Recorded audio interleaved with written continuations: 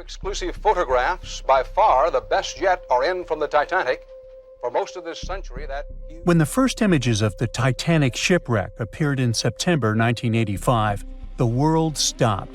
People were glued to their TVs, watching the legendary ship reappear after more than 70 years. Where did the Titanic sink, you ask? It's located about 400 miles off the coast of Newfoundland, Canada. This so-called unsinkable ship rests in complete darkness, about 12,600 feet below the surface. Yep, that's how deep the Titanic is. But even after such a long fall down to the ocean floor, the front part, known as the bow, still looks surprisingly intact. I mean, the railings were still there, the anchor chains too, even the elegant curves of the hull you might recognize from old photos. But the news barely mentioned the stern back then, and there's a reason we still don't talk much about it. You see, these images were about more than just capturing mesmerizing and eerie footage. They were proof of what really happened when the Titanic sank. We were finally getting some answers about this 1912 disaster, when more than 1,600 people lost their lives. And before you Google how many people survived the Titanic, I'll tell you, 706. Among those survivors, several claimed they saw the ship break apart as it went down. Others insisted it sank in one piece, and in the end, investigators agreed with them. Back then, official reports concluded that Titanic had gone down intact. So, for 73 years, that was the official story, until we finally saw the Titanic at the bottom of the ocean. When the Titanic underwater photos were released, they confirmed it. Yes, the liner really did break apart as it sank. And if we've just seen those images of the bow, that means the stern must be around there too, right? Well, kind of. I mean, we did find it. It's located about 2,000 feet away from the bow, lying on the ocean floor. So yes, it exists. But why doesn't anyone ever talk about what happened to the stern of the Titanic? Well, there's a big reason for that. See, the bow, even after all the damage from hitting the seafloor, still looks recognizable. Many of its interiors are surprisingly well preserved, and it's lying as if the ship was continuing its voyage. But the stern is destroyed. Today it's more like a twisted tangle of steel that barely looks like a ship at all. Only the parts that are more resilient, like the propellers, reciprocating engines, and rudder, have managed to hold their shape. But the rest of the stern section is melting into the seafloor. Yet, to understand why it's in such a terrible state, we need to go back to that freezing night of April 15, 1912, the night of the Titanic wreck. Just hours before the tragedy, Titanic was still sailing smoothly across the cold North Atlantic. The stern was alive with people, families talking, music playing, life going on as usual. This is where the room for passengers with the cheapest tickets were located. That's why third-class travelers were also known as steerage passengers. But the stern wasn't only for passengers. It also contained many of the ship's storage areas, including cargo holds, baggage rooms, kitchens, crew quarters, and even the engineering spaces. And hold on to that info, it's going to be important in a second. So let's jump straight to when the liner struck the iceberg. As the bow began to sink, the stern slowly lifted out of the water, putting enormous strain on the middle of the ship. By around 2 in the morning, the lights on Titanic flickered and then went out. Moments later, the ship broke in two, and the bow disappeared beneath the waves. The stern briefly settled back on the water before rising again, this time almost vertical. It stayed upright for a few seconds and then began its final plunge. At about 2:20 in the morning, the stern vanished beneath the Atlantic. Titanic was gone. What was happening beneath the water were two completely different scenarios. First, the bow slowly filled with water and began to drift downward, almost sailing gently like a submarine. Because of that, it managed to keep its shape and stayed mostly intact. But Titanic's stern collapse was a whole different story. The stern was ripped wide open where the ship had split apart. Water rushed in through that open end at incredible speed. This sudden flooding made the stern plunge downward much faster than the bow. The rush of water created so much turbulence that pieces were ripped off and scattered all around the ocean floor. Now, remember what I said earlier about the spaces inside the stern? Those huge storage areas were wide open, and many of them contained air pockets. So when the stern section broke away, it still had compartments filled with trapped air. As it spun down into the depths, this increasing water pressure crushed those pockets one by one. The surrounding structure began to implode, scattering pieces of metal, furniture, statues, and passengers' belongings across the ocean floor. So many experts believe the immense water pressure made that section collapse as it sank, and that's why we can't see much of it today. And now you know the answer to the Titanic back section mystery. We don't talk about it much, simply because there's not much left to see. It's like the part of the Titanic story that's too broken or too painful to talk about openly. The side of the ship that truly feels lost. And sorry to say this, but that's the future of the bow, too. I mean, it won't be there forever. The iconic shape of the wreck is changing year after year, and not in a good way. The front part of the Titanic is deteriorating, and one day it'll be entirely gone. Down on the seabed, the Titanic faces enormous pressure, nearly 390 times greater than at the surface. The good news is there aren't any air pockets left inside the ship, so big implosions won't happen again. But the bad news is that the ship's own weight is now helping to tear it apart. As those 52,000 tons of steel slowly settle into the ocean floor, they twist and pull on the hull. Submersible missions have already spotted large cracks running through the steel plates, and even the decks themselves are starting to cave in. And there's something else. The wreck might look cool and spooky today, but that actually comes from a thick layer of bacteria and microbes covering it. The problem is, they're slowly eating the Titanic. Yep, most of the corrosion happening down there is caused by bacteria, and this is gradually weakening the entire structure. Steel plates, beams, and supports are getting thinner every year. Scientists estimate that the ship is losing between 0.13 and 0.2 tons of iron every single day. Still, even at that rate, the wreck won't vanish overnight. Experts believe it could take up to 420 years for the liner to disappear completely. Until then, we'll keep watching this sad but natural process unfold. Parts of the ship have been falling apart little by little since the night when Titanic sank, and a lot has already changed since we started taking underwater photos, like the railing sections that have dropped and the ceiling in the captain's bathroom that's collapsed. That's why so many expeditions are now focused on capturing footage and detailed scans of the Titanic shipwreck to preserve its memory before the ocean takes it all. It's our way of keeping the story alive, even as time and nature continue their quiet work. Maybe those hungry bacteria can take a break from their buffet, so that Titanic can rest in peace with many more years to come. By April 1912, the Titanic was the most expensive and unsinkable ship in the world. These days, the sunken Titanic is associated with some of the most expensive expedition tours in the world. Despite the terrible tragedy, people have built profitable businesses using the famous ship, and these businesses can be very dangerous. The Titanic fell to the bottom of the icy waters of the North Atlantic in 1912. It was more than 70 years before people finally discovered the ship. It happened in the 80s, when researcher Robert Ballard carried out a secret mission to search for sunken submarines. In addition to his mission, Ballard also wanted to search for the wreckage of the Titanic, if he had the time. In short, he did find the Titanic. This discovery became the beginning of big profits, fighting for customers, lawsuits, and the destruction of the wreckage. Shortly after the discovery, Ballard came to the US Congress and testified about the Titanic he'd found. He suggested making a sea memorial out of the wreck's site and leaving this place untouched. In 1986, Ballard installed a plaque on the Titanic, and the story ended there.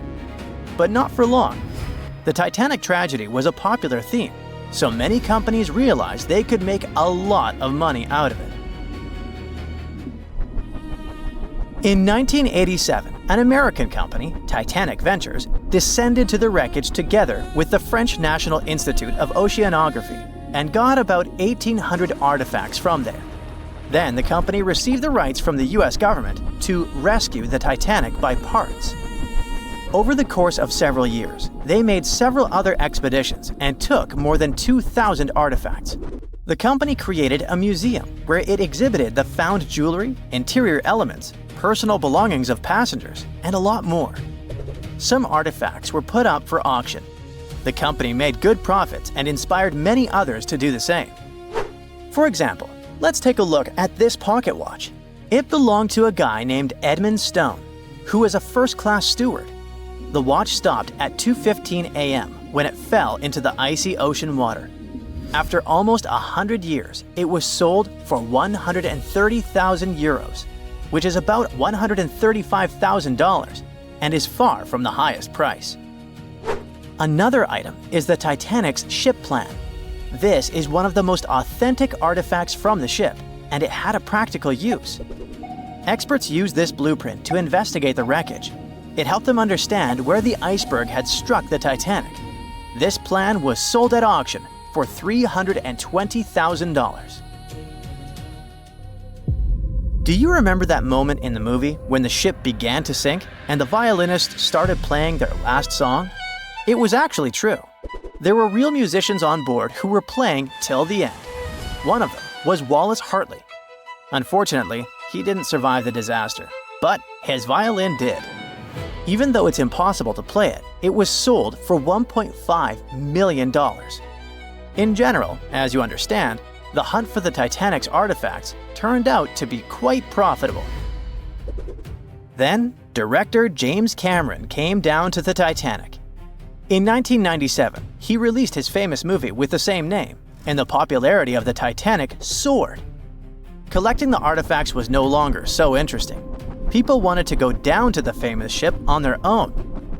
The high demand provided a good supply. In 1998, British company Deep Ocean Expeditions organized tours to the Titanic for only $32,500. From that time until 2012, the company conducted 197 dives to the wreckage of the ship, and during this time, the ticket price doubled.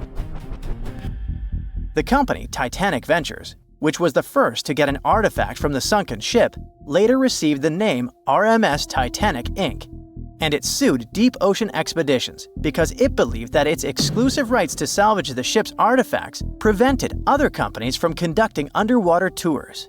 RMS Titanic won the court case and banned Deep Ocean from conducting expeditions, but this decision was overturned in 1999.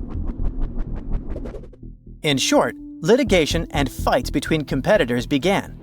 People continued to go down to the seabed to see the legendary ship. There were other companies that organized their own tours. Tourists descended to the Titanic inside underwater bathyscaphs. In 2001, an American couple had a wedding inside an underwater vessel that floated next to the Titanic deck. The profit was growing, customers were coming, and everything was fine, not counting the Titanic itself. The more tourists came down to the ship, the more damaged it got. People wanted not only to see, but also to touch the wreckage. The bathyscaphs could accidentally hit the ship and break apart its parts. The churning of the water caused by boat propellers could also damage the old ship.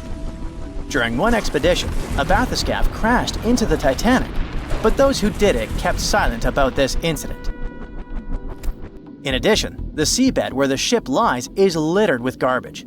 Bottles, chains, weights, nets that people left during rescue operations and tourism. More than 100 years after the tragedy, the Titanic has finally received UNESCO protection. This means that many countries have received the right to prohibit going down to the Titanic, taking artifacts from there and selling them. The saddest thing is that this hype around the Titanic led to another tragedy. In 2023, OceanGate Expeditions conducted a tour on a submarine with 5 people. This was the famous Titan bathyscaph you've probably heard about. So, the Titan began its dive to the Titanic. and after 1 hour and 45 minutes, communication with the bathyscaphe was lost. Something broke in the boat, depressurization started, and in a split second, the huge water pressure crushed the Titan. Despite the danger of such a dive, there are many people who want to go on an expedition to the Titanic to see the ship with their own eyes. They're not even deterred by the price of such a tour, which has increased by several times. But for those who don't have several $100,000, oceanographers and divers have created a digital copy of the sunken Titanic. Using a computer, you can visit the ship, walk through its halls, cabins, and deck. The copy has preserved some parts of the ship which don't exist anymore. For example, the famous railings on the ship's bow where Leonardo DiCaprio hugged Kate Winslet have recently collapsed. And you can also visit museums dedicated to the Titanic. There, you'll see various photos, elements of the ship, personal belongings of passengers, and many other artifacts. Anyway, if you have a lot of money and you still want to go down to the Titanic, think twice. And in general, ordinary scuba diving is a rather dangerous thing. These are the problems it can cause. When you dive underwater without preparation and come up too fast, you're likely to encounter decompression sickness, which is also called the bends. Due to the rapid decrease in the pressure that surrounds you, nitrogen bubbles move through the body and might cause paralysis, severe discomfort, spinal cord damage, and many other troubles. Wait a minute. What are nitrogen bubbles doing in your body anyway? Your cylinders contain compressed gas that consists of nitrogen and oxygen. And when you inhale this substance and the pressure around you sharply decreases, nitrogen accumulates in bubbles. According to Henry's law, the solubility of gases in a liquid is directly proportional to the external pressure. The liquid is flowing in your veins and arteries, and the external pressure is tons of seawater around you.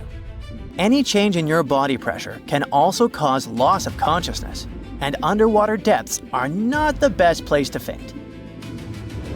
Check out on YouTube what happens to people who don't adhere to safety regulations and experience the bends.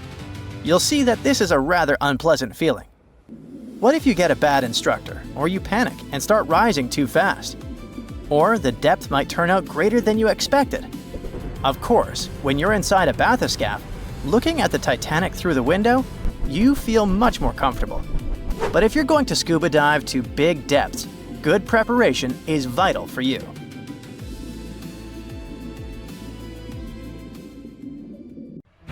How could a ship built by the brightest minds of its time and called unsinkable go down in just 2 hours and 40 minutes?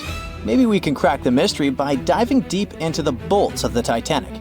And I mean that quite literally. It all started with a fancy dinner in London back in 1907. Lord William James Parry had a big idea and needed the right people on board. He invited the director of the British shipping company, White Star Line, over to chat. White Star was already riding the waves of success with transatlantic travel, making a fortune taking emigrants to America. But the competition was fierce. Cunard, one of their biggest rivals, had just launched 2 sleek, fast ships, the Lusitania and the Mauretania. These ships were the latest and greatest in both speed and luxury. Parry wasn't about to let that slide. As chairman of an Irish shipbuilding company, he figured if he teamed up with White Star, they could dominate the scene. That same night, over dinner, they started dreaming up an entire fleet of ocean liners.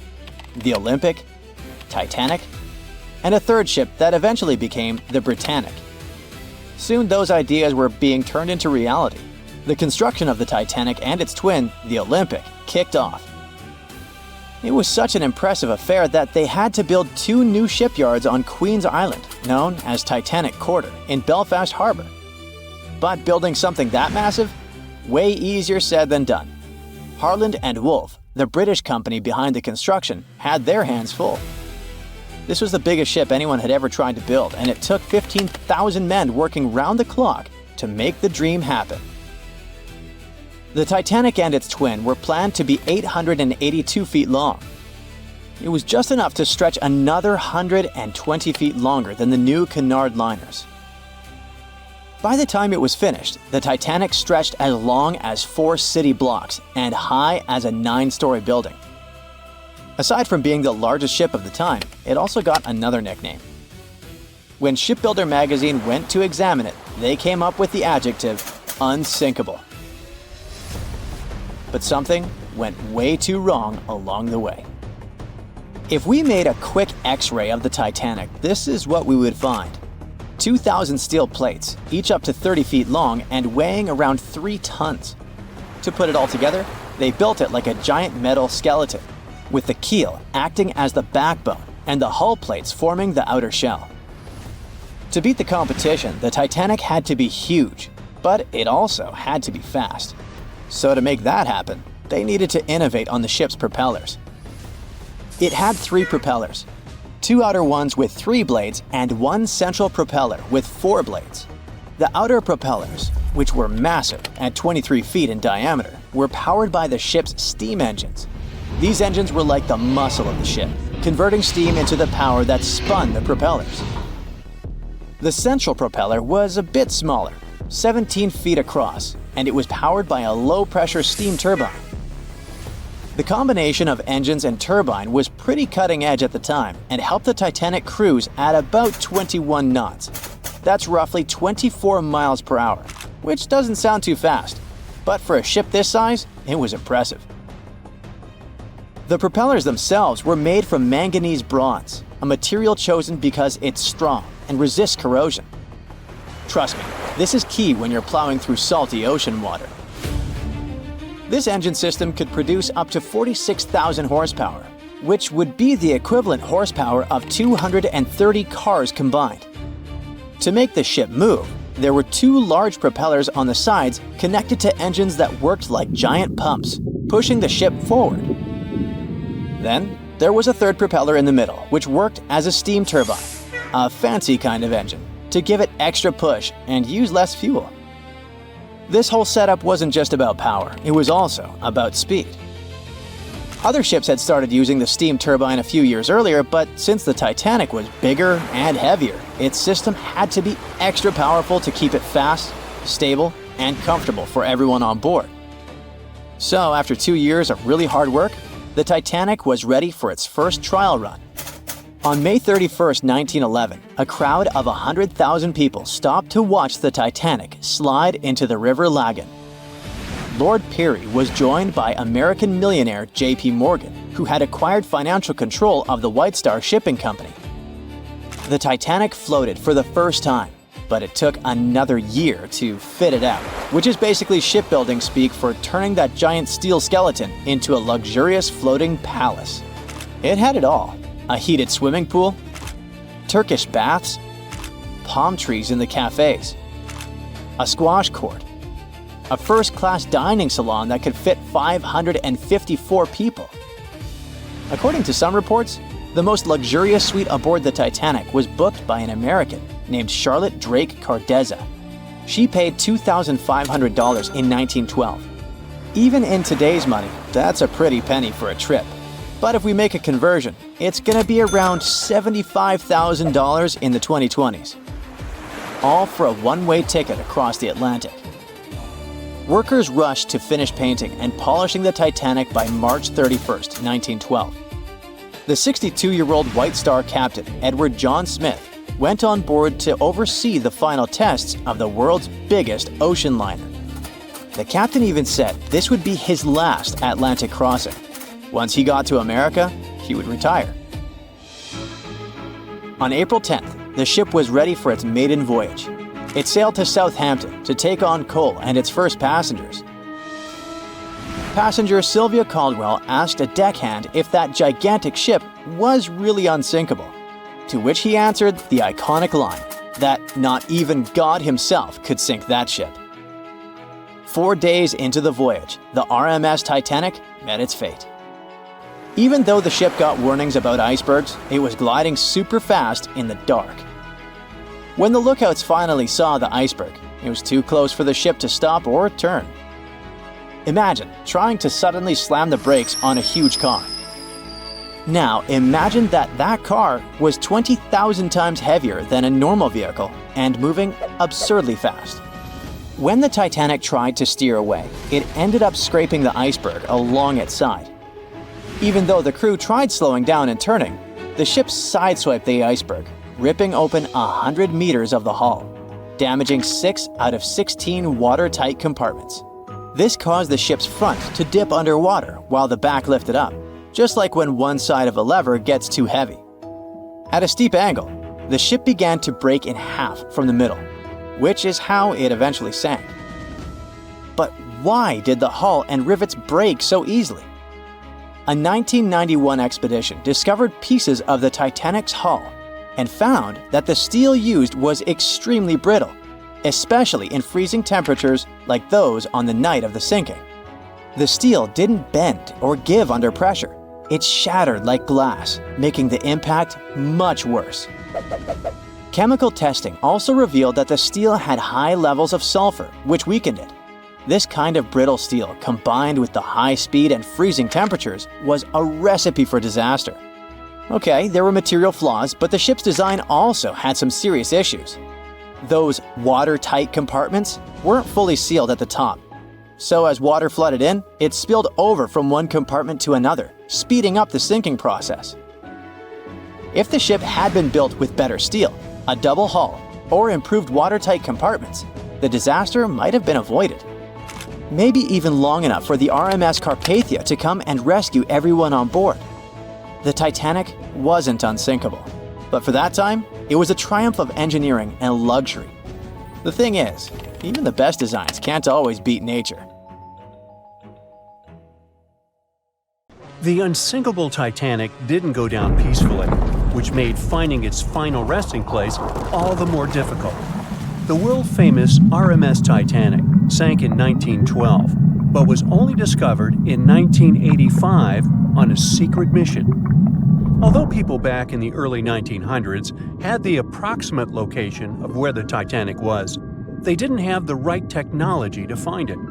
As it went under, the ship sent several CQD signals, standing for Come Quickly, Distress, to a nearby ship named Carpathia. Come at once, we have struck a berg. It's a CQD, old man, were some of the final words transmitted from the Marconi wireless on the ship. These Morse code messages were also what made the first research missions to the wreck possible. RMS Carpathia found the lifeboats filled with Titanic survivors, but the world also desperately wanted to see what became of the famous liner. Fast forward to 1953. That's when the first serious attempt to find the Titanic wreck happened. A man named Risdon Beasley tried using a loud eruptive device to locate the ship. It sounds weird, but there's science to back it up. When dynamite goes off, the waves from the detonation hit the bottom of the ocean floor. With the help of sonars, scientists would be able to locate if there was anything solid at the bottom of the ocean. But Beasley had no luck. Another 20 years would pass before oceanographer Robert Ballard would make his attempt to locate the Titanic. Ballard had a bit more luck than Beasley. Over the previous years, underwater technology had gotten more funding and so worked much better. He tried it the first time in 1977. Ballard partnered with the Woods Hole Oceanographic Institution on a mission to map the ocean floor. While the institute hired him to test out their new mapping technology, Ballard's intention was to go a little further and find the Titanic wreck. In the middle of this new technological ship, there was a hole that allowed for a long pipe to be extended into the water just above the ocean floor. Attached to the end of this pipe, Ballard installed a pod with sonars and cameras. They thought they were in for something big, and so they took the ship to sea to run some tests. That's when, on a trial run, adversity struck. The drill pipe broke, sending all of their expensive material to the bottom of the ocean floor, just like the Titanic. When Ballard failed, another important character came into this story, a man named Jack Grimm, an eccentric oil tycoon. Grimm had become famous for trying to find things such as Noah's Ark, the Loch Ness Monster, and Bigfoot. He also tried to prove the hollow Earth theory that says that the interior of Earth is entirely hollow and hosts underground cities and nations. His search consisted of trying to find a large hole on the North Pole and thus venturing inside the hollow Earth. After his attempts failed, he set his eyes on the jewel liner that had sunk, the RMS Titanic. Grimm had the money, but he didn't have the know-how. So, as a billionaire, he made a big donation to Columbia University and asked in return to use some of their equipment. He hired a team of highly qualified scientists to help operate the machinery. Here's where it gets a little strange. Jack Grimm was a believer in folklore and non-conventional ways of doing things. So he brought a monkey on board and surprised the research team. This monkey, called Titan, was believed to point to a map and locate lost things. In this case, the Titanic. The scientists went crazy when the monkey appeared and told Grimm it was either them or the monkey. This expedition left Florida without Titan. Yes, there would be no monkey business. They set the course to the exact location of Titanic's last distress signal. They arrived, examined every inch of the ocean floor, but still found nothing. Grimm's first expedition lasted 3 weeks, but unfortunately, they found absolutely nothing. They tried a particularly good search method known as mowing the lawn, where they mimic such movements to map every inch of a larger area around Titanic's distress coordinates. The reasons for failure were important defects in the equipment and terrible weather. That's when that prior searcher of the lost Titanic came back into the picture, Robert Ballard. He didn't have the millions Jack Grimm had, but he had one thing going for him. The marine geologist was working closely with the U.S. Navy to locate 2 nuclear submarines which had sunk in the 1960s. Ballard himself says he was living 2 lives, one as a researcher and the other as a Navy intelligence officer. The deal was simple. He'd have a green light to search for the Titanic after he found the 2 missing submarines. To find Thresher and Scorpion, he used an unmanned submarine vehicle called Argo. Argo was like a little snow sled. It was attached to a bigger ship that sailed above the water. Argo was connected to the ship by a long cable, and it was piloted by a team on board. The sled had sonars and cameras that provided real-time imaging of the ocean floor, so it was a real advancement on other attempts. After much thinking, he had a eureka moment. He supposed the force of the wreck should have left a comet trail that led back to the ship. While searching for the Titanic, most people had tried to find the ship itself. But until then, it had been trying to find a needle in a haystack. That's why Ballard's logic was so brilliant. He needed to invert the order. He had another obstacle on his hands: time. He could only look for the ship after finding the lost subs. And by the time that happened, he had 12 days left. He teamed up with another scientist, and they applied the mowing the lawn method to map the ocean bed. Another important piece of information that most researchers left out was that there was a sea current moving south on the day of the disaster. This meant that the debris field should be south of the distress signal coordinates. To save time and resources, he would do a quick reconnaissance of the ocean floor, spacing lines more than 3 miles apart to look for debris fields. He also relied more on the camera visuals than on the sonar signals. His team took turns piloting Argo and watching the video. Days rolled by, with nothing but the empty ocean floor showing up, until the rocks they were used to seeing started to look like man-made debris. Suddenly, there it was, the Titanic's boiler. Ballard was right. The debris field would take them back to the ship. After 73 years of searching, they had finally found the Titanic wreck.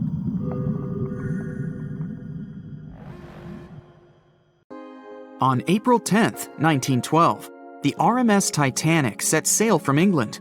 But this wasn't the launch of a regular ship. The Titanic was the largest liner ever built at the time. It was 882 feet long. That's nearly the size of 3 soccer fields. And measured from the hull to the top of the smokestacks, the ship was an impressive 175 feet tall. That's the size of a 17-story building. Deemed unsinkable, it took 3,000 workers almost 3 years to build.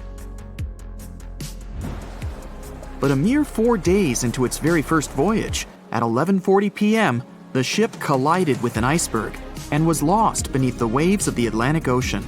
It took the liner only 2 hours and 40 minutes to sink. And of more than 2,200 passengers and crew members on board, only 706 survived.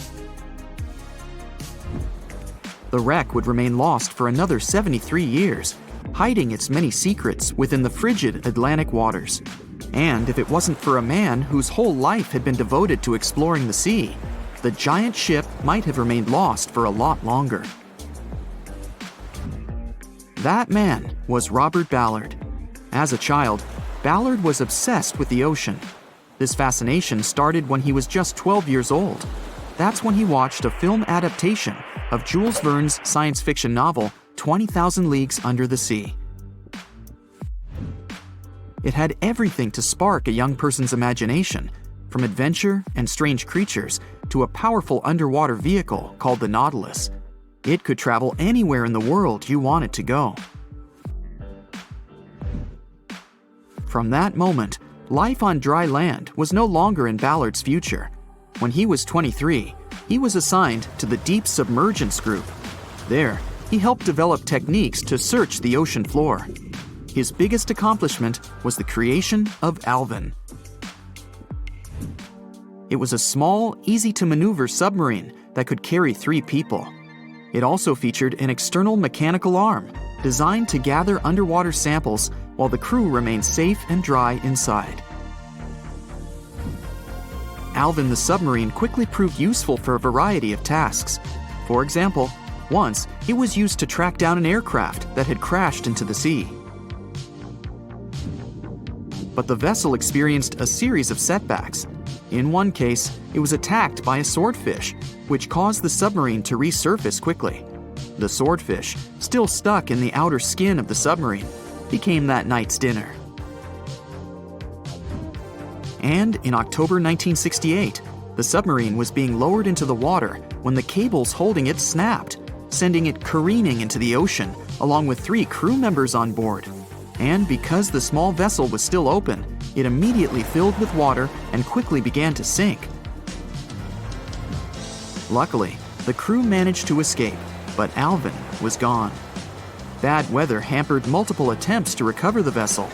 It wasn't until the following year that it was finally returned to the surface. In time, Alvin would be improved.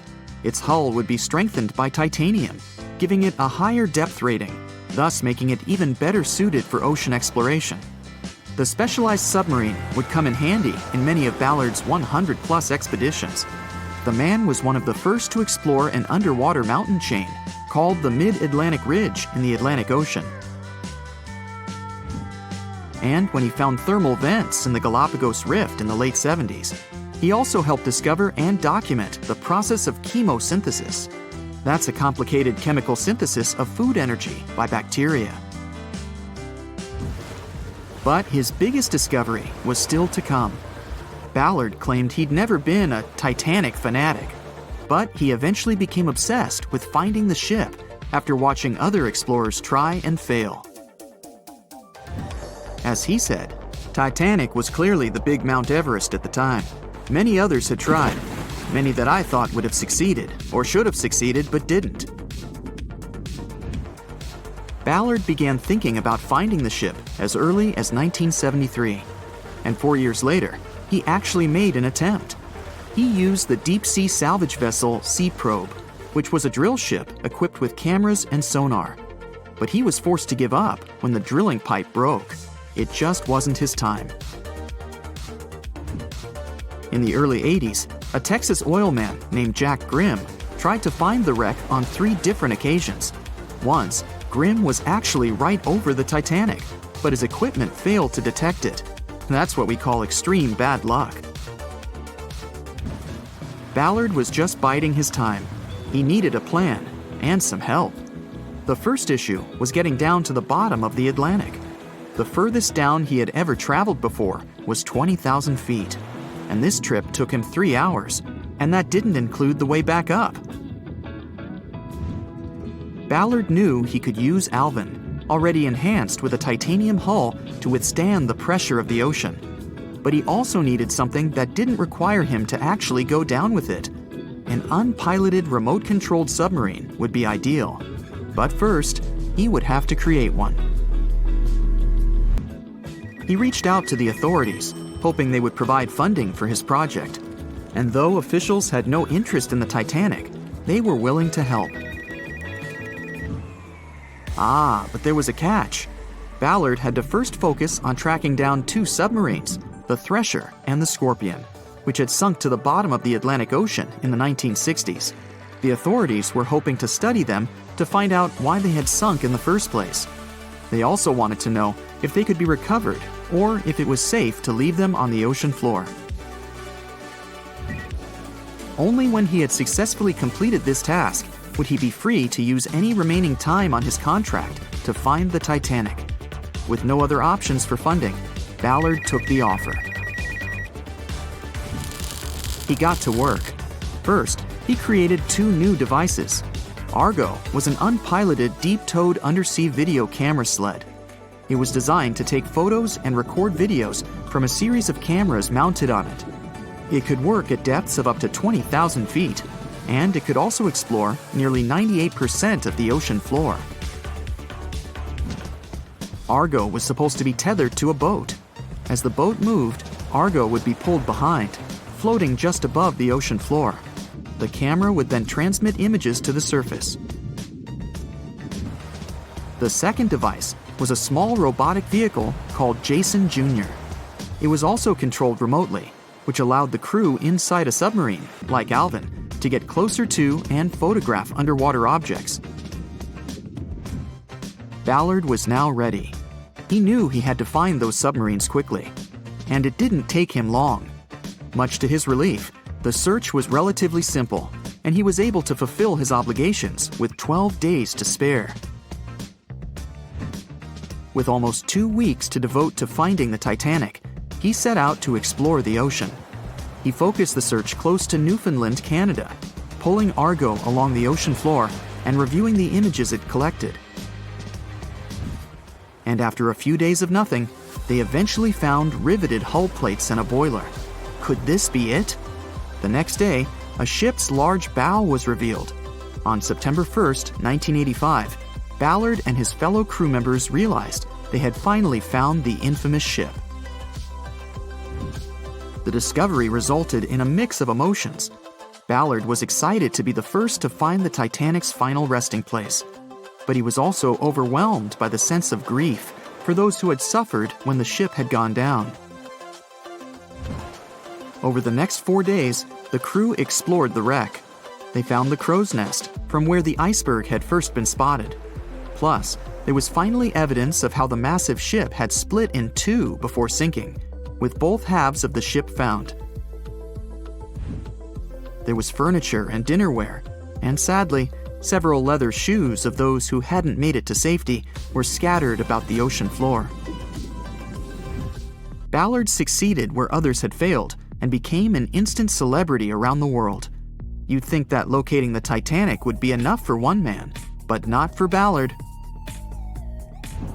In 2019, he took on the challenge of solving another mystery, the disappearance of Amelia Earhart. Earhart had attempted to be the first woman to fly around the world. Unfortunately, she disappeared somewhere over the Pacific Ocean in 1937. She and her plane were never found. Ballard hoped that his luck with the Titanic would help with finding where Earhart had gone down, but his expedition failed to find anything. And though Robert Ballard has found more shipwrecks than anybody else, it's only the tip of the iceberg.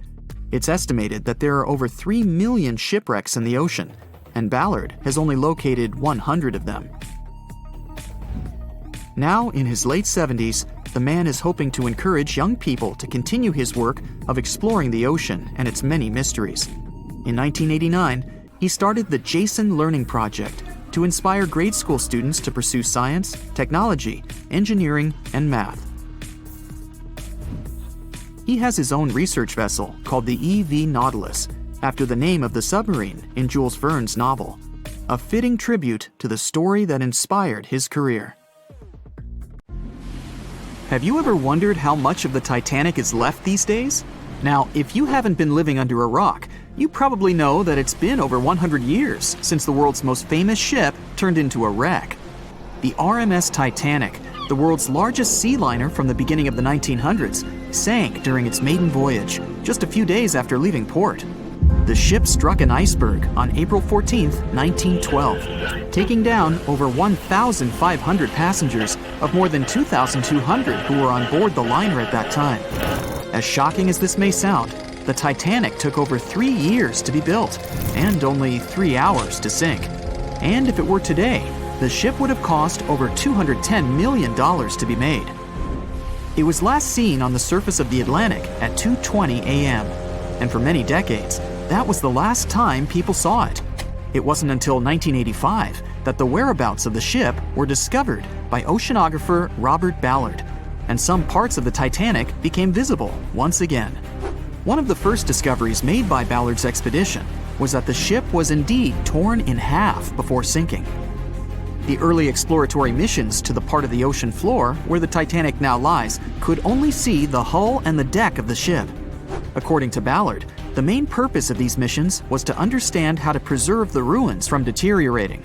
Another goal was to recover the huge number of personal items scattered along the seabed. The explorer later said the view down there was as shocking as it was emotional. In the field of debris around the wreck, the oceanographer discovered plenty of small objects and personal belongings, many of which he brought back to the surface. There were shoes, some fancier than others. There were pieces of clothing that belonged to crew members, and there were huge propellers. If on the surface they gleamed and shined, on the ocean floor they were embedded and devoured by sand. Ballard pointed out that the area where kitchenware was scattered measured more than a mile in length. There were enough plates, pots, and pans to fill up an entire industrial kitchen. For the first time ever, 3D animation footage reveals exciting images. The simulations show the Titanic's evolution from when she first set sail in 1912 until the state of her ruins today. But simulations weren't enough for deep-sea explorer James Cameron, who envisioned traveling to the heart of the wreck for the first time ever in the history of the ship. Yep, the same James Cameron who happens to be the director of a very famous movie about the ship. He has now dived 33 times to visit the wreck of the Titanic. Here's some fun trivia for you. The director says that his true passion has always been the ocean, and that ever since he was a kid, he wanted to study the sea. Directing, let's say, just happened to be his day job. And when the possibility of directing Titanic appeared, he said yes, just so that he could go and check out the ruins of the ship in real life. Now back to the wreck. According to James Cameron, it wasn't enough for researchers to access only the exterior of the ship. They needed to go inside, analyze and photograph what was left of the pompous interiors of the world's once biggest sea liner. Cameron piloted an innovative robot vehicle equipped with cameras. It helped the man to reveal spaces in the Titanic that no one had ever seen before since the ship touched the bottom. Turkish baths, for instance, still had their tiled walls standing up almost in all their entirety. These baths were exclusively for first-class passengers.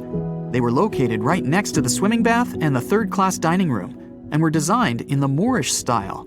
People resting there could get heating blankets and ask waiters to bring them anything they needed. If the pictures from before the disaster were astonishing, they carry a different kind of wow factor now, when everything you see in them is hidden underneath the surface of the water. Another shocking discovery was the ship's mast. If we look at the Titanic in its pre-sinking glory, the mast calls much of one's attention. Located on the bow of the huge ship, the mast held together the transmission cables for the Marconi system, a system of wireless telegraphy. That's also where the British merchant flag the Titanic flew was located. The mast stood at the height of a bit more than 100 feet and was equipped with a crow's nest. Nowadays, the mast is unrecognizable.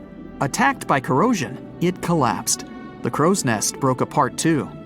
Now we can see why the modern-day Titanic is a real treasure for deep-sea explorers. But as the wreck of the ship lies at an approximate depth of 12,500 feet, sunlight is non-existent there. So, piloted missions depend on high-end technological equipment to survey the area.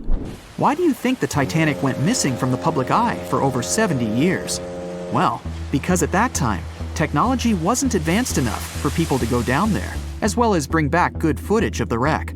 Filmmakers were the ones who drove this technology to its advance by trying to film underwater. They began by building boxes to put their cameras inside. And now, deep-sea photography is highly advanced and allows us to marvel at the awesomeness of underwater life. Of course, taking pictures under the sea is no easy feat. For one thing, to withstand that crazy underwater pressure, submarines need to be really strong and have thick walls, no thinner than 11 inches. Plus, explorers need to understand how to film and photograph when there's almost no light around. There was another thing that made documenting the Titanic even more difficult. When the wreck of the ship was rediscovered by scientists, it was covered with red-colored rusty bacteria that made it even harder to take good pictures. As it happens, the color red does not reflect well underwater, which is unfortunate for photographers. For this reason, human-operated vehicles that go down to tour the ruins are equipped with powerful lighting devices. When you see some parts of the ship from afar, they look as if reddish-brown wax has been dripping all over the Titanic's ruins. But in reality, these icicle-shaped structures are colonies of microorganisms. When the ship sank, it brought down with it an enormous amount of bacteria that hadn't existed at the bottom of the ocean before. But now, these bacteria, together with the extreme conditions at the bottom of the ocean, have turned into a disastrous combination for the ruins of the ship. These red colonies of microorganisms actually feed off of iron and steel, which is basically all that is left of the Titanic. One kind of those microorganisms are bacteria called Halomonas titanicae. They can eat up to 220 pounds of iron per day. This makes the Titanic a colossal food source for them. There have been lots of speculations regarding the life expectancy of the ship's wreck after researchers discovered this bizarre rust. But according to Cameron and his research team, the Titanic isn't going to disintegrate anytime soon. In one of the latest expeditions down to the wreck, a piloted vehicle was funded to identify specifically one stateroom. It belonged to a very important passenger, Sir Benjamin Guggenheim. Yes, just like the museum.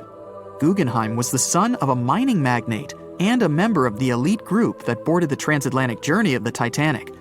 Born in Philadelphia, Guggenheim was traveling back home to the US. But, as we all know, he never made it to his final destination. For the price that ranged from 400 to 800 pounds back in 1912, the equivalent of 84,000 pounds nowadays, one could book accommodation that was called a stateroom. Staterooms on the Titanic were the most luxurious kind of first-class rooms. They were located on the B or C decks and were decorated in more than 11 different styles, ranging from Jacobean, Georgian, Italian Renaissance, and the list goes on. These rooms were filled with carved paneling and marquetry made from exotic and rare kinds of wood, such as mahogany, oak, and so on. Guggenheim occupied one of these luxurious rooms, and 100 years later, one of his descendants funded an entire mission just to locate the precise stateroom the man stayed in.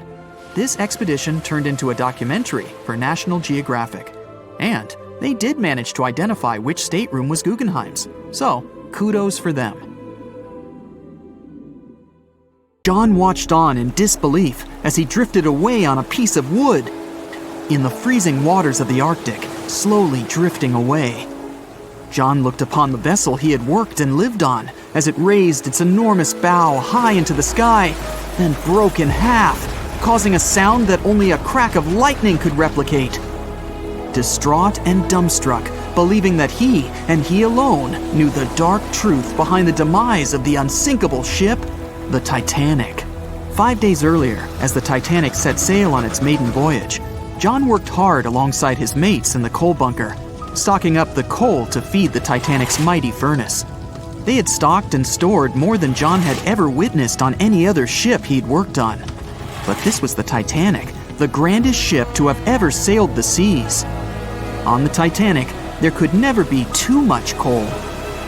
As they left Belfast and pushed toward Southampton, there was a large bang below decks that went unnoticed. The furnace was roaring and the turbines were spinning, pushing the Titanic forward at a quickened pace. The crew cheered as the vessel moved forward, unaware of the loud, concerning noise. Arriving in Southampton, Greg came aboard, amongst hundreds of other passengers.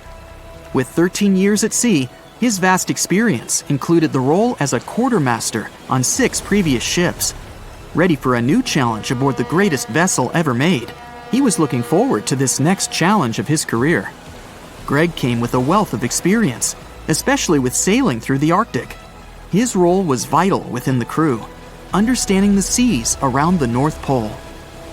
He would be a key lookout as they set to cross the perilous path of the Iceberg Alley. Greg had some concerns regarding the voyage. The Earth's orbit was remarkably close to the Sun and the Moon, causing higher tides. This would make icebergs more prominent, drifting them further away and towards the route of the Titanic as they journeyed to New York. Assessing the lookout tower and inspecting the available gear, Greg found no binoculars. This made him concerned, but the sailors just laughed at Greg. "If the deck is short on ice cubes, we'll be sure to plow right through a berg to resupply." A sailor laughed. Greg didn't share this sentiment. Eager to find out why they had been left short-handed on equipment, since he had such a vital role on the ship, Greg inquired further. Sadly, the officer with the keys to the binocular supply cupboard had been removed from the crew at the last minute. Greg couldn't believe something of this importance had been overlooked. For such a mighty ship with so many people aboard and crossing in a particularly perilous path, this just didn't make sense. But not wanting to be fined for breaking into the ship's property, Greg let it slide, hoping that they wouldn't need the binoculars in the end. Ultimately, if there were icebergs expected, a warning call would be made to the captain, informing of any concerns. Little did Greg know that a warning had been received, notifying of the dangers that awaited. But the telegram didn't provide the required prefix, which would have ensured direct delivery to the captain. So, the critical warning was just overlooked. John and his crew below decks prepared for departure, stoking the engines. He noticed an essence of thick exhaust, far too heavy than what would be expected from the furnaces. The crew searched throughout the lower decks. Following a thorough search, they managed to locate the cause of the exhaust. It was an ignited pile of coal within a coal bunker. Unknown when it had ignited, a buildup of coal had clearly been smoldering, slowly growing in size. The amount of smoldering coal was concerning. The alarm was raised, alerting an officer to review the matter. The officer assessed the damage and confirmed with the captain that it was deemed to be of little concern, as only minor damage had been caused. John was unsure of this assessment, as he knew that in confined spaces, surrounded by iron bulkheads, an oven-like environment arises that intensifies the heat with time. But the Titanic would power forward, making no sense to John as they had only just departed from Southampton. He was sure they would have turned back. John and his crew were ordered to shovel the already lit coal into the furnace and continue shoveling until all the smoldering contents would be contained. It was a possible but painstaking task that could take the entire journey. The continuous intake of coal would ensure the turbines would spin at a constant accelerated pace, not what the Titanic was designed for. It was meant to be a luxurious passenger liner and not for breaking speed records. However, the crew would find enthusiasm in not only acknowledging the Titanic as unsinkable, but also as the fastest. John and his crew continued to shovel the coal into the furnace for several days. The temperature within the bow was becoming hotter every day. The bulkhead's contained heat was so severe that it became weak at the seams in the iron walls and rivets. 2 more days, lads, just 2 more days. John was laughing, trying to raise the spirits of his mates as they were working tirelessly. But as they were all laughing, joking, and looking forward to dry land, they unknowingly approached their final destination. The Titanic was speeding through the calm sea. Greg looked ahead, above in the lookout tower, keeping a keen eye out as they were in iceberg territory now. Even though the way seemed clear, false horizons could occur, creating confusion about how far objects in the distance truly were. As they were traveling in the Gulf Stream waters into the colder Labrador Current, air columns cooled from the bottom upwards, creating a thermal inversion.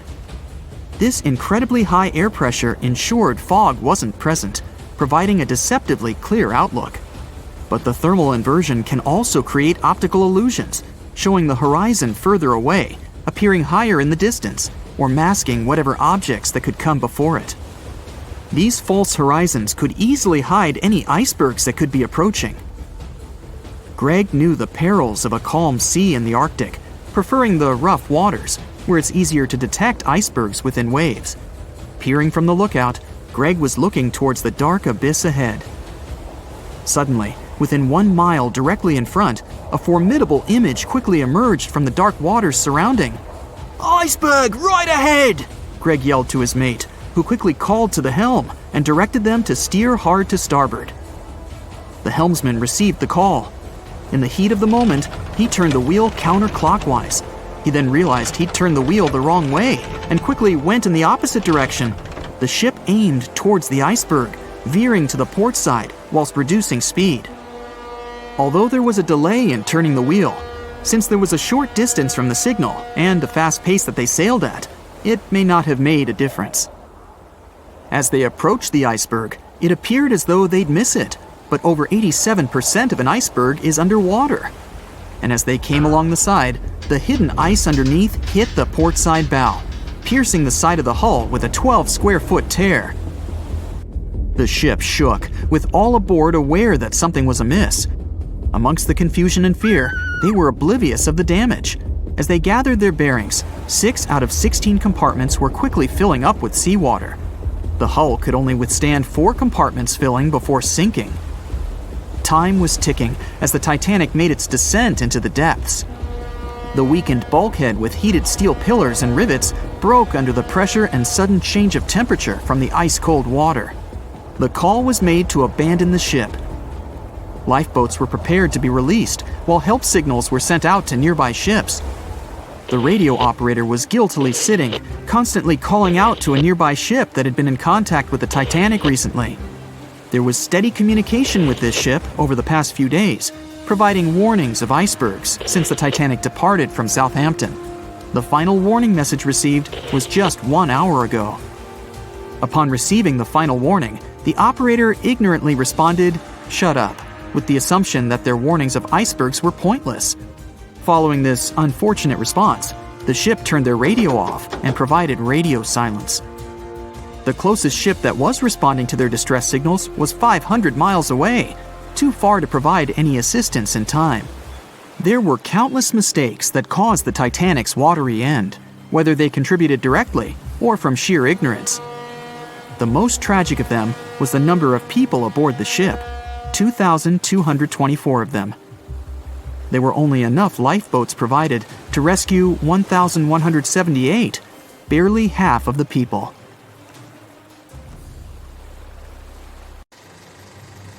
It's April 10th, 1912, a sunny spring day. You're one of the first-class passengers aboard the Titanic, just as the ship is about to depart from Southampton. Imagine everyone's excitement, fresh spring air, the sounds of the sea. You're strolling along the highest deck of the Titanic when you notice several lifeboats. As you start counting the boats, you recall the ship's capacity. It's just over 3,000 people. Wait, but are there enough lifeboats for everyone aboard? Let's look into the numbers. The Titanic could carry a needed total of 64 lifeboats, a number which could have easily helped to save all the passengers on board. Chief designer Alexander Carlisle planned to equip the ship with 48 lifeboats, but the Titanic ended up with a mere 20. The fact that this number of lifeboats wasn't enough for all the passengers was not illegal at the time. This was because the number of lifeboats required was calculated based on the tonnage of a ship, not her passenger capacity. Speaking of the Titanic, this number of boats was chosen for aesthetic reasons, to make the decks look less crowded to the ship's elite and high-class passengers. After the final decision on the lifeboats was taken, Carlisle quit his job. Passengers' strolls on the Titanic's decks were pleasing to the eye, but were they worth it in the end? In 2012, a century after the wreck, new documents related to the scandalous lack of lifeboats were uncovered. It appears that a safety inspector named Maurice Clark proposed the addition of at least 10 more lifeboats, 5 hours before the ship was supposed to set sail. But since the ship's owners clearly wanted to leave on time, his plea was overlooked. He was also warned that unless he kept this secret, he would be fired. In retrospect, had the owners followed his advice, an estimated 700 more people might have survived that night. The 20 lifeboats you counted, those that actually made it on board, could have carried only a third of the passengers, even at their full capacity. But tragically, some of them were launched with as few as 12 people when they could have easily saved up to 65 people each. To add to the disaster, the Titanic's crew members were not properly trained on using the lifeboat launching equipment. That's why the boats were launched slowly, improperly, and sometimes without the right supervision. Out of the 20 lifeboats, only 18 were set afloat correctly. Also, passengers were not informed about safety measures. A lifeboat drill should have taken place on the 14th of April, but the captain eventually canceled the event. One of the many myths surrounding the Titanic and its catastrophic ending is also related to the lack of the necessary number of lifeboats. There was no maritime law at the time that said women and children should get into lifeboats first, but it was a universally accepted custom in such types of situations as a shipwreck. Shortly after the Titanic had sunk in the icy Atlantic waters, rumors started to spread. It was said that some desperate men had resorted to dressing up as women in those final moments before midnight on April 14, 1912. They wanted to get a spot on the lifeboats and have a chance to save their lives. At the same time, there's little to no evidence that any of the male passengers of the Titanic had actually done this. In any case, what happened to those 20 lifeboats that were on board the Titanic after the ship hit the iceberg? What we do know is that all these boats were launched between 12:40 a.m. and 2:15 a.m. with a total of 718 people on board. By the time they were rescued by the RMS Carpathia at about 4 a.m. the same day, only 705 people had remained alive. It took the crew of the RMS Carpathia more than 4 hours and 30 minutes to pick up all the passengers and 13 of the lifeboats. This was as many as the rescue ship was allowed to carry. The rest of the now empty lifeboats were left adrift at sea. Those salvaged were later given back to the White Star Line, the British shipping company which operated the Titanic. Strangely, after being returned, they appeared to have vanished from official records. The last image ever taken of the 13 surviving lifeboats was of them getting unloaded in the New York harbor. Sadly and ironically, that's where the Titanic was supposed to be on April 18, 1912. The lifeboats were then rid of their Titanic nameplates or any other markings that could have linked them to the ship. Some sources claim that the boats were eventually destroyed. But was this actually the truth? The fate of one particular lifeboat has been the source of much debate. Collapsible Boat A, the last one to leave the ship, was retrieved by the RMS Oceanic a month after the crash. At that time, it was a shocking 200 miles away from the spot where the Titanic had sunk.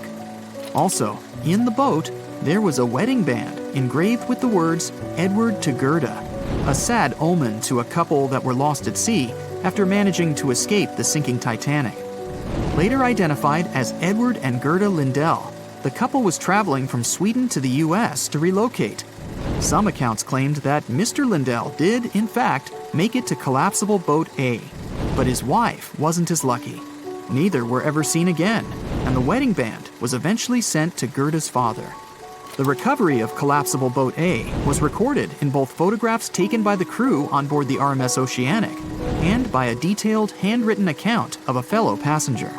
They claimed that the lifeboat had looked more like a piece of wood carried by the waves than an actual boat. The first lifeboat to depart from the Titanic was Lifeboat Number 7. It was dubbed the Millionaire Lifeboat.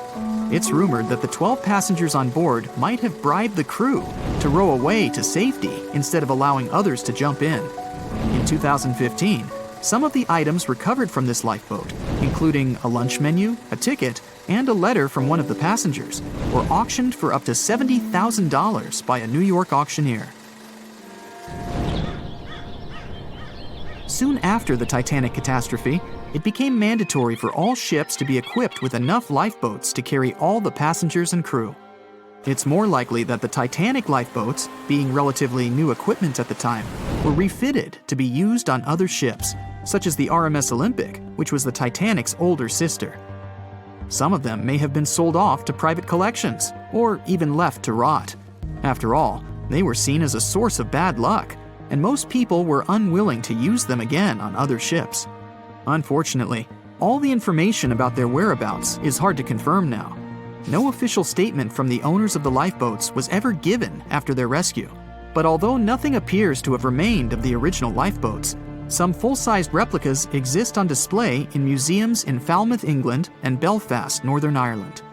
One of the few surviving White Star Line lifeboats did not, in fact, belong to the Titanic, but it did have a striking connection to the cursed ship. This boat is the restored Lifeboat 6 from the RMS Oceanic, which helped to recover Titanic's collapsible Lifeboat C. It was said to be owned by a private collector, but similar to the Titanic's lifeboats, we don't know anything about its location today. As for the nameplates and other identification marks of the lifeboats, the White Star Line seems to have kept them. Because some of these items were later auctioned and sold to interested collectors, even Rick Springfield supposedly got hold of one of the nameplates. One particular nameplate was already missing by the time the White Star Line employees had reached the lifeboats. It was the nameplate of Lifeboat Number 8, which had been taken by a sailor named Thomas Jones. He later gifted it to another Titanic survivor, the Countess of Rothes, along with a letter acknowledging the bond they formed on the night of the shipwreck. You can find other similar items on display in different museums, such as Larne Museum and Arts Centre in Northern Ireland, or Worcester City Art Gallery and Museum. To be fair, some experts claim that even if there had been more lifeboats on board the Titanic, there simply might not have been enough time to launch them all. That's how severe the impact was. Many researchers say that everything was happening so rapidly after the ship had hit the iceberg that it's astonishing that so many passengers managed to survive.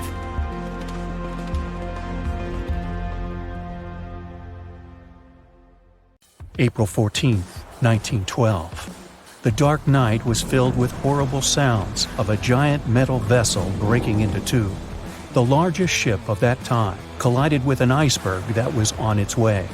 The Titanic, one of the biggest stories of the 20th century that people still talk about. The starboard side of the giant vessel brushed up against the iceberg. It was 11:40 p.m. when things started going wrong. This iceberg caused enough damage for at least 5 watertight compartments in the hull to start filling with water. The crew immediately began a brief investigation to see if they could do anything and fix things. They had no one to rely on, all alone in the darkness of the cold night, far away from the land. The North Atlantic Ocean, around 400 miles south of Newfoundland, Canada. They needed time to figure out how to bring people to safety. They had some time, true, but not enough. If you watched the movie, you know the ship didn't plunge immediately after the icy doom had happened. The whole process lasted a good 2 hours and 40 minutes. But the situation was hard. There were 2,200 people to take care of, including crew and passengers, and things happening on the ship were chaotic. The chief designer, Thomas Andrews, soon realized they wouldn't be able to stay afloat. By midnight, the entire crew had begun preparing the lifeboats for launch. They had 20 boats with space for only 1,178 people, which was just a bit more than 50% of the people on board. The order was to get women and children to safety first. Crewmen were there to row and guide the boats. The scene over the next 2 hours gradually started escalating. The crew members had a task to wake up passengers and warn them something bad was happening. They wanted to place them into a fleet of lifeboats as soon as possible. At 12:15 a.m., some crew members sent out a distress signal. A steamship called Frankfurt was among the first ones that received the message and responded, but they were about 170 nautical miles away. Some other ships also got the message and offered their assistance, but sadly, they were too far away as well. At 12:20 a.m., the Cunard liner Carpathia got a distress signal from the Titanic and changed its course right away. They were 58 miles away at the time, and it would take them more than 3 hours to get there. 20 minutes later, the crew was lowering the first lifeboat. It was carrying only 27 passengers, although it had room for 65. Many of the lifeboats that were launched first were well below capacity. crew members were worried, thinking the davits wouldn't be able to hold a fully loaded lifeboat. And in the beginning, many passengers were just too afraid to leave the ship. They still thought Titanic was unsinkable and couldn't imagine the scenario that was going to happen 1 to 2 hours later. The crew was firing the first of 8 distress rockets. Unsuccessful. No one was close enough to help. By 1:20 a.m., they lowered 10 lifeboats. Number 8 had only 28 people in it. One of the passengers on the number 10 was 9-week-old Melvina Dean. She would later become the last survivor who lived until 2009 and turned 97. It was 2 a.m. already. 3 of the collapsible boats were the only lifeboats that remained on the ship. The bow of the vessel had sunk low and had tipped far under the surface. People around it could now clearly see stern propellers above the water. Crew members were lowering collapsible lifeboat D from the roof of the officers' quarters with over 20 passengers in it. As the ship's bow went under, the water was washing collapsible A from the deck. Those 20 people were struggling because their boat was partly filled with water. As crew members were trying to release collapsible B, it fell. Before they righted it, the water swept it off the ship. 30 passengers still managed to find safety on the overturned lifeboat. At 2:17 a.m., the ship's wireless operator decided to transmit one last distress call. A minute later, the light on the ship finally went out. Titanic and all left on board plunged into darkness. The bow continued to sink, and the stern was rising higher above the surface, which placed great strain on the midsection. Horrible sounds were filling the night. Titanic, this massive, legendary ship so many people placed their hopes in and were excited about, broke into 2 between the 3rd and 4th funnels. Reports would speculate it took about 6 minutes for the bow section to reach the ocean bottom. The stern settled back in the water before it rose again into a vertical position. It remained in this situation until it finally disappeared into the ocean. At 2:20 a.m., the stern apparently retained air inside, and water pressure crushed it as it went down. The stern landed about 2,000 feet away from the bow. People consider the Titanic the fastest ship in the world. They thought it was unsinkable because 4 of its compartments could be flooded, and that still wouldn't cause a critical loss of buoyancy. Its life was problematic since its beginning. While the ship was leaving port, it moved within a couple of feet of the steamer New York. It managed to safely pass by, which was a huge relief for all those worried passengers massed on the ship's decks. Titanic sailed off on the 10th of April. Its first journey was across the highly competitive Atlantic route. On the launch day, the Titanic became the biggest movable object in the history of humankind, 882 feet long, 92 feet wide. Not that big if you compare it with today's ships. The biggest cruise ship in the world today is Royal Caribbean's Symphony of the Seas, which is roughly 5 times the size of Titanic. If you put that ship in a vertical position, it would be nearly as tall as the Empire State Building, which is 1,250 feet without antennas. But Titanic was a huge attraction back in its time. At one moment of their journey, they stopped in France, after which they made another stop in Ireland. Once the final passengers boarded, the massive ship set out at full speed for their final destination, New York City. 4 days after the beginning of its journey, Titanic failed to divert its course from a huge iceberg, the story we all know about. Only 700 people survived, and most of them were women and children. The night was extremely cold, 1 hour and 20 minutes after Titanic had gone down to the bottom of the ocean. Survivors weren't even sure someone was coming to save them. Finally, they saw the light. It was Carpathia coming towards them. They came for the people in the lifeboats. The crew brought them aboard and pulled a handful of other passengers out of the water. Many ships tried to contact Titanic a few hours after it sank. Their messages were never returned. Later, when there was an investigation of what really happened, they discovered the Leyland liner California had been less than 20 miles away when Titanic was sinking. But the crew didn't hear the distress signals coming from Titanic because their radio operator was off duty. Countries from both sides of the Atlantic were shocked and horrified when they heard details of what happened to Titanic. They decided to make changes to ship operations, rules that would help avoid such events in the future.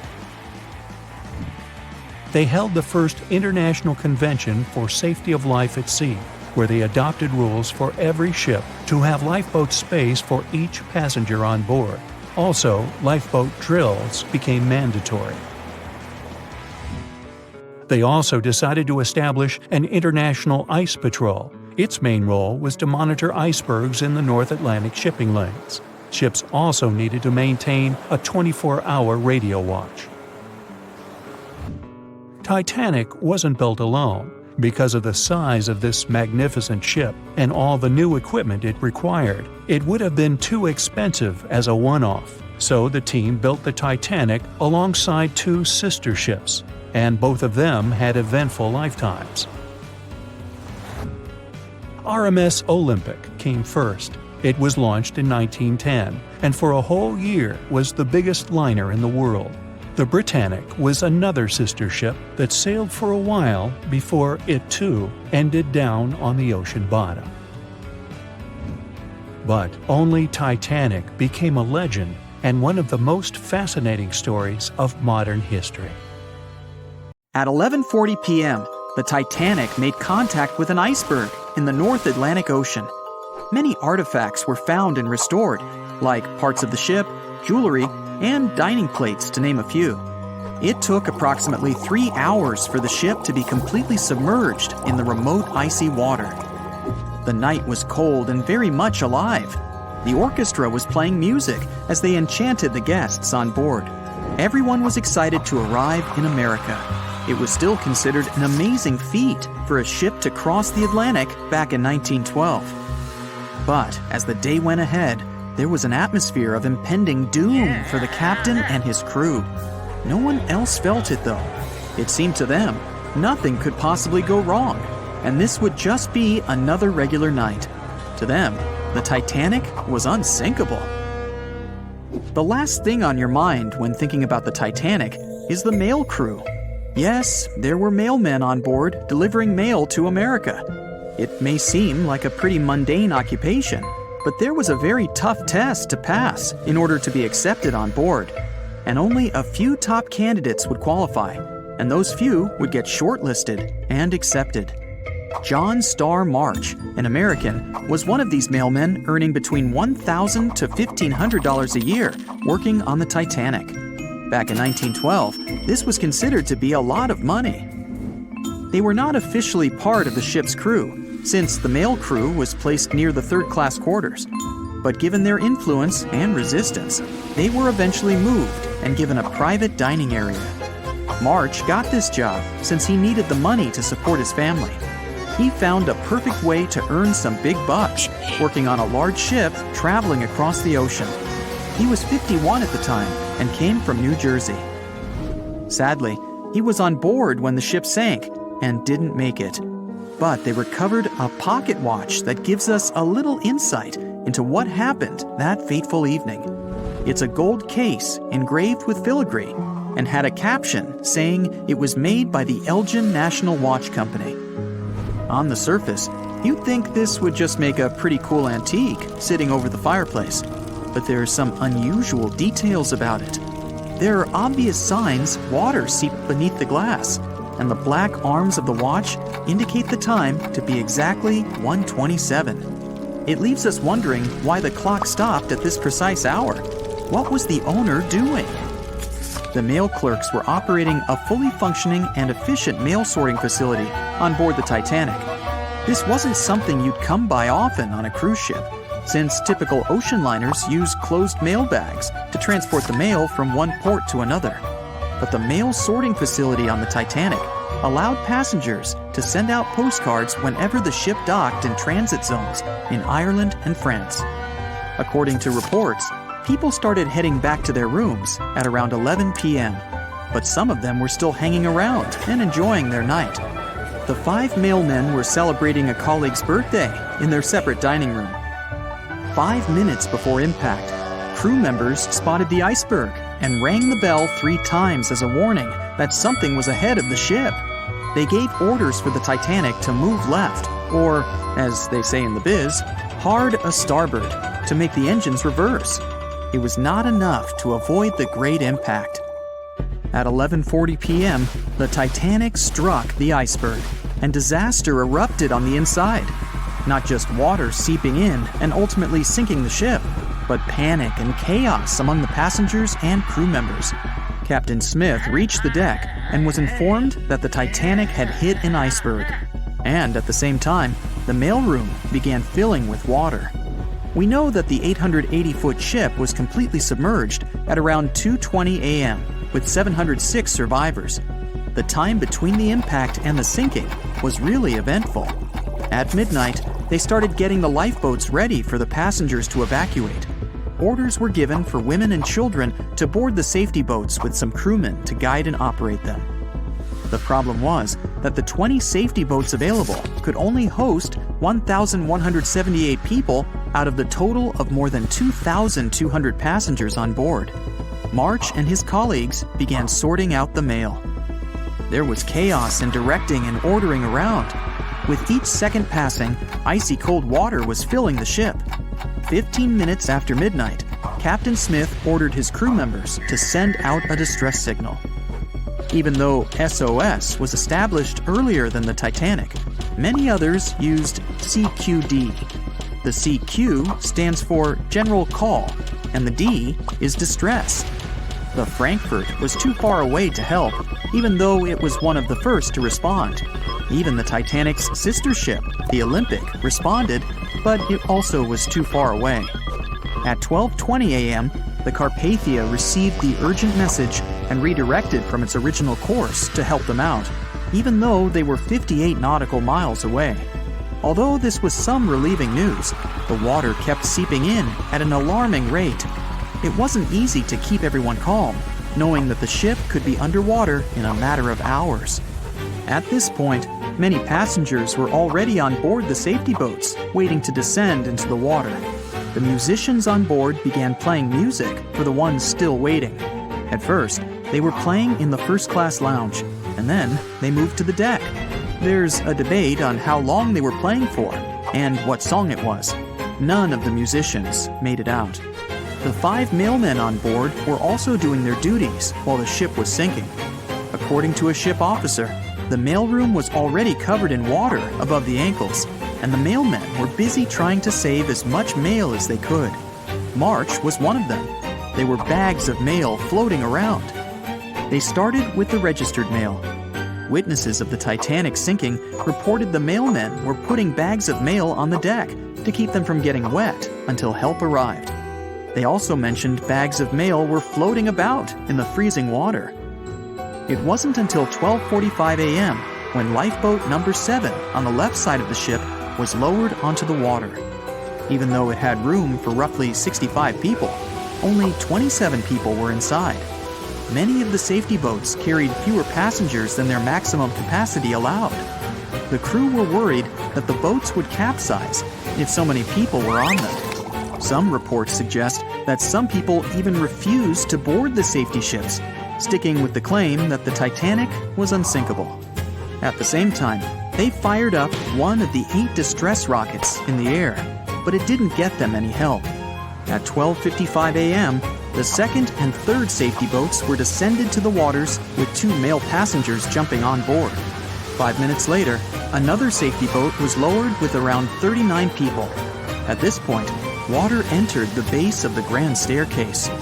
In the next 20 minutes, more safety boats were lowered, most of them underloaded. Still no help. The Carpathia was still on the way. Panic was growing, and tensions were rising.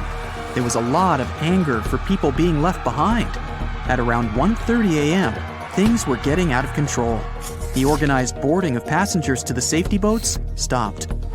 March's watch stopped 3 minutes earlier, which could mean he was part of the scuffle between crew members and passengers. It took 3 hours for the Carpathia to arrive. March wasn't among the survivors. His watch proved to be one of the essential findings lost in the wreckage of the Titanic. It was eventually returned to March's 2 daughters, and now it's in one of the collections of the National Postal Museum. March was a man who did what he had to do in the worst circumstances. Time was a precious commodity for the people on board the ship, and this watch proved valuable to learn more about the tragic yet inspiring stories of the Titanic.